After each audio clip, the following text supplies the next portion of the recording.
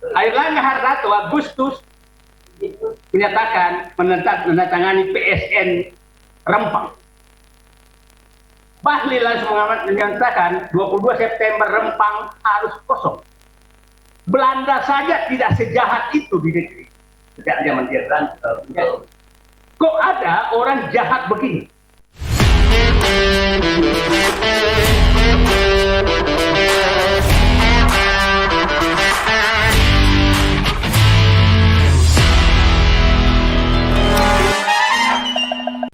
Saya ingin menjelaskan, Jokowi sebenarnya mengkudeta negeri ini dan mengkudeta partai yang mendukungnya itu November 2015. Di saat itu, saya dengan Pak Sudirman Said membongkar Papa minta saham dan dimarahi karena menyinggung oligarki. Nah, di situ saya melihat Pak Jokowi sudah, negara ini sudah dikudeta oleh Jokowi bersama oligarki. Disitulah PDIP ditinggalkan, partai-partai ditinggalkan, sehingga bulan Juli puncaknya 2016 terjadi reshuffle kabinet yang membuang semua menteri-menteri yang punya integritas. Sudirman Said, Rizal Ramli, Anies Baswedan, dan masuklah oligarki ke dalam politik. Setelah itu Jokowi mengabaikan semua, termasuk ketua partai yang membesarkan Jokowi sekeluarga. Keluarga maksudnya semua. Nah, itulah yang terjadi. Sehingga apapun yang kita lakukan, partai-partai lakukan, itu bagi Jokowi tidak penting. Bagi Jokowi tidak penting. Konsultan politik mereka memberitahu bahwa Pak Jokowi yang penting Bapak punya uang, maka semua dibereskan. Itu asumsi politik dia. Kenapa Jokowi melakukan itu? Karena dia tahu IQ orang-orang Indonesia sekarang yang dididik oleh dia juga itu tinggal 78 IQ 78. Nah, dia pelihara penerima bansos 120 juta orang. Itu yang tiap 3 bulan menunggu bansos. Dia rusak sistem pendidikan nasional sehingga pendidikan sekarang hanya 60% pendidikan SD ke bawah. Nah, dia tahu struktur sosial seperti itu, maka oligarki lah yang bisa menyelesaikan. Tidak butuh dia partai. Dan dia tahu bahwa partai-partai ini, tadi yang Pak Deddy Sitorus katakan, tidak sedikit tokohnya disuruh mengambil mangga tetangga baru dipotret. Tidak gitu. Nah, baru foto itu yang dipegang, tahu mencuri mangga tetangga. Kira-kira, nah itu yang dilakukan. Jadi, nah saya berharap ini masyarakat harus paham semua. Itulah kenapa saya betul-betul fokus untuk mengini oligarki. Karena oligarki inilah sebenarnya yang menguasai negara. Nah, siapa yang berkepentingan agar Gibran menjadi presiden? Oligarki. Siapa yang berkepentingan agar Prabowo lemah? Oligarki. Siapa yang berkepentingan sehingga surat perintah 13 Oktober Solo itu terjadi? Itu oligarki. Sehingga berantakan semua. Nah, jadi saya menyatakan begini, kekuatan Jokowi itu hanya satu, oligarki saja. Kalau ini kita bisa potong, maka dia sudah tidak punya kekuatan apa-apa. Karena partainya ini baru tidak ada.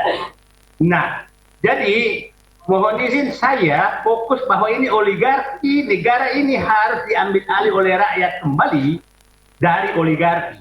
Dan ingat, di buku Prabowo sebenarnya yang diperjuangkan itu hanya dua yang menyatakan saya masuk ke politik agar bisa membuat kebijakan untuk mengembalikan kedaulatan rakyat dari oligarki. Itu di bukunya beliau. Paradoks. Yang kedua, menyatakan bahwa agar ekonomi kembali ke rakyat dari penguasaan oligarki. Nah, itu saya pikir yang menjadi kita, kalau Pak Prabowo ini, kita semua dorong ini mau membantu dia untuk melaksanakan bukunya dia itu, Paradoks Indonesia. Kalau beliau tidak melakukan, maka bisa jadi beliaunya jadi paradoks. Itu kan kita nggak mau. Kalau dia jadi paradoks, maka Gibran jadi presiden. Paradoks Prabowo. Hah? Pak Prabowo. Nah, tapi itu saya nggak mau karena Gibran jadi presiden.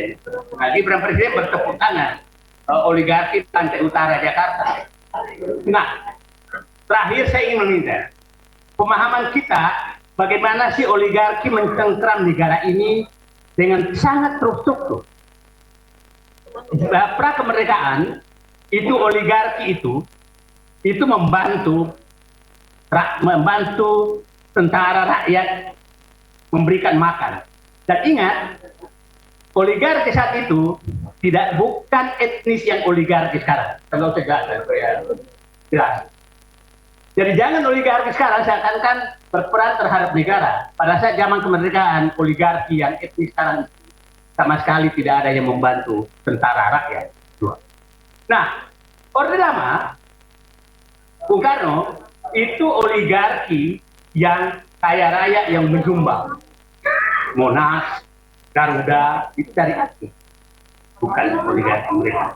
Pada saat Pak Harto itu oligarkinya, kita sebut nama dulu Jimbaran, itu Pak Harto masih melarang mengambil tanah, masih melarang mengambil tambang, boleh berdagang, tapi di luar tidak boleh masuk ke mengambil hak-hak negara dan hak rakyat. Itu tegas, nggak bisa masuk.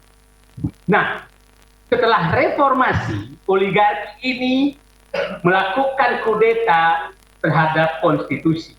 Dan kita harus paham, amandemen Undang-Undang Dasar 45 itu tidak lepas dari agenda mereka. Itu agenda mereka, sehingga itu gampang sekali diubah. Terus setelah itu masuklah kudeta dia di 2016 oleh Jokowi. Nah, saat itu merasa bahwa ini sudah bebas sekali, maka dia ubah undang-undang apapun sesuai dengan dia, termasuk undang-undang cipta kerja. Itu dia lakukan. Itu adalah pesanan oligarki. Setelah itu berhasil, sudah ada pasal undang-undangnya, maka dia ubah menjadi PSN di mana-mana atas keinginan oligarki. Nah, oligarki saat ini, kalau oligarki pada saat Pak Bung Karno, saya bilang itu di halaman rumah, lempar daging masuk, lempar ayam masuk, itu di luar rumah. Pada saat Pak Harto, itu ada di pavilion, nggak boleh masuk ruang utama. Pada saat Jokowi, itu dia ngusir penghuninya yang dia ada di dalam dapur mereka. Di dapur mereka. Nah, itulah oligarki, itulah yang Nah, sekarang dia sangat berkepentingan kepada Pupu Papa berlanjut. Jadi, yang kita lawan ini adalah mengambil kembali kudeta negara ini oleh oligarki bersama dinasti Jokowi. Itu yang kita harus ambil alih. Dan kembalikan kedaulatan kepada rakyat dengan mekanisme yang ada. Nah, itu saya mutar-mutar semua itu yang terjadi. Coba saya bayangkan. Bulan Juni, itu bulan Juni atau Juli, dulu Jokowi menandatangani, contoh saja bagaimana oligarki. Juli dia tandatangani Rempang, kerjasama Cina tentang Rempang di Cina sana, disaksikan Jokowi dan Jinping. Agustus, Menteri Menko Perekonomian Airlangga Hartarto yang tanda tangan saya itu Bahlil. Kita harus mulai sebut nama supaya jangan mereka terus enak aja.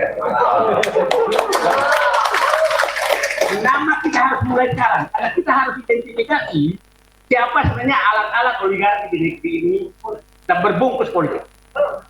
Airlangga Hartarto Agustus menyatakan menandatangani PSN Rempang. Bahlil langsung menyatakan 22 September Rempang harus kosong. Belanda saja tidak sejahat itu di negeri. Sejak zaman dia Belanda. Kok ada orang jahat begini? Hanya sebulan rakyat harus diusir yang sudah puluhan tahun, ratusan tahun. Nah, ini betul-betul menurut saya sangat berbahaya bagi bangsa ini. Kita tidak tahu, ini sedang diskusi kita di sini. Tahu-tahu nanti rumah kita sudah ditetapkan dengan PSN, maka kita digusur. Kita tidak tahu.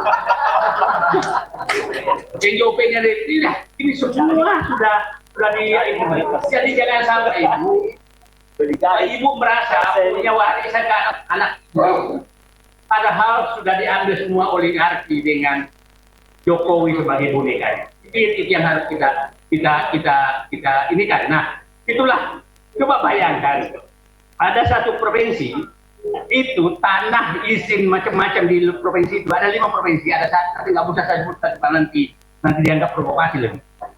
Yang tanah-tanah yang diserahkan ke oligarki sudah lebih luas dari provinsi tersebut.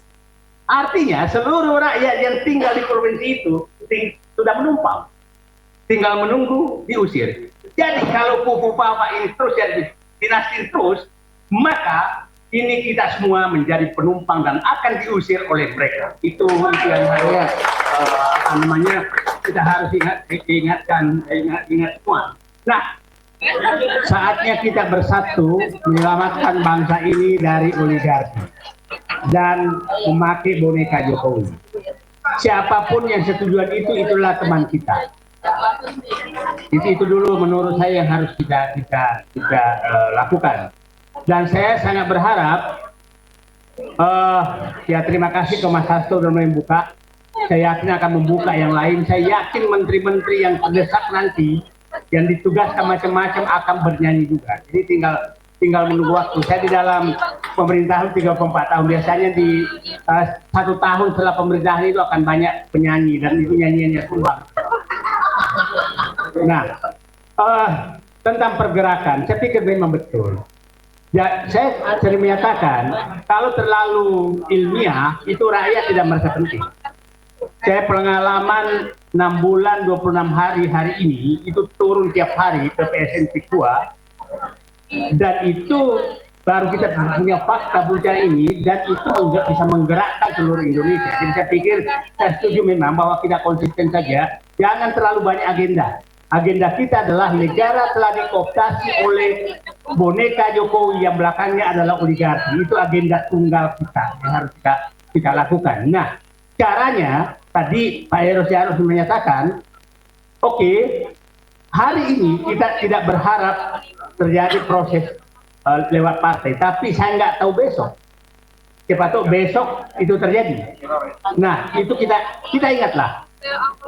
Dulu Gus Dur itu di impeach tuh nggak ribut-ribut amat awalnya. Tuh apa namanya, setingkat Gus Dur loh, yang menurut saya sangat dihormati, apalagi hanya setingkat Jokowi.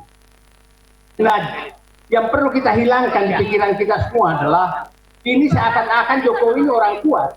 Itu hilangkan, bukan siapa-siapa, karena dia sudah merusak rakyat. Itu menurut saya yang harus kita hilangkan dulu. Kuatnya dia hanya karena didukung oleh oligarki.